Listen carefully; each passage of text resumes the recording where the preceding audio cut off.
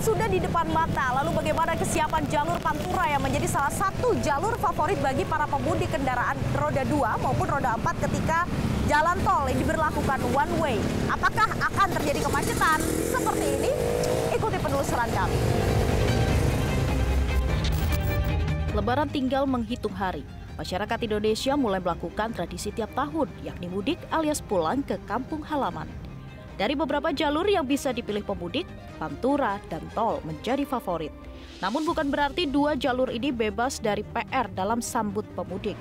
Permasalahan di jalur Pantura tak jauh-jauh dari jalan berlubang, kemacetan, hingga potensi banjir dan longsor. Tim Metro TV memotret kesiapan sejumlah titik jalur Pantura dari arah Jakarta.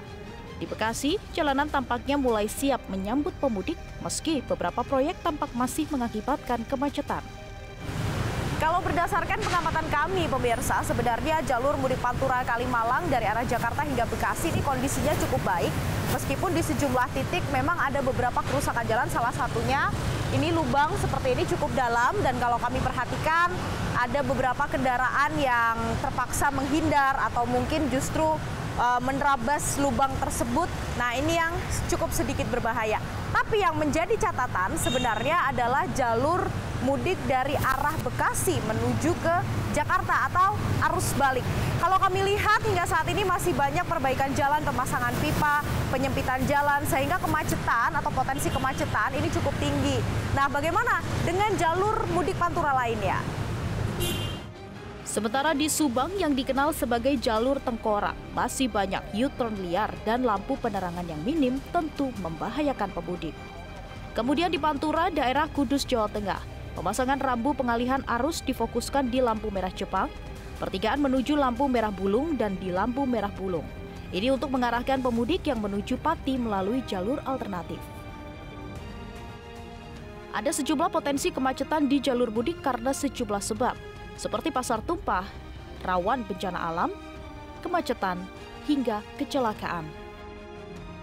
Kalau persiapan ya kita sudah siap semua karena work from anywhere itu sudah diberlakukan di tanggal 24 yang biasanya itu H-3 tahun ini belum tentu. Karena untuk melihat puncak arus atau one way itu harus dilihat dari visi rasio. Tak hanya Pantura, tol juga menjadi pilihan utama pemudik roda 4. Puncak arus mudik libur lebaran diprediksi pada tanggal 28 hingga 30 Maret 2025.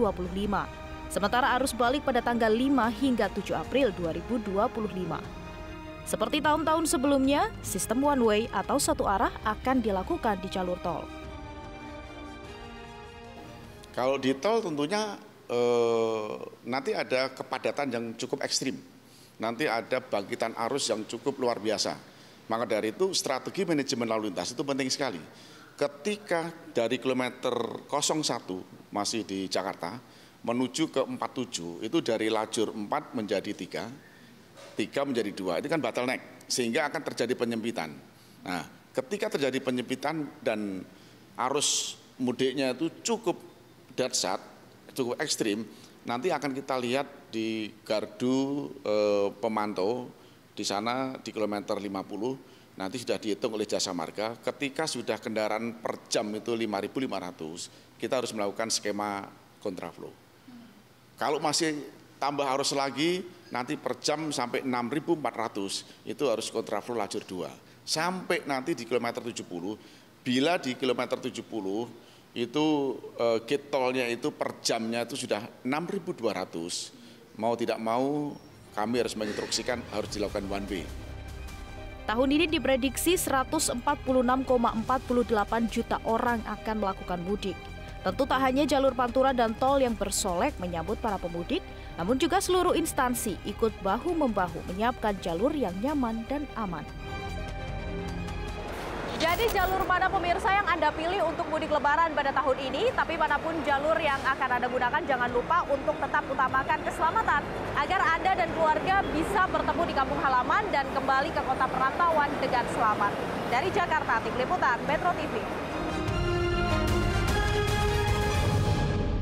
Jelajahi cara baru mendapatkan informasi. Download Metro TV Extend sekarang.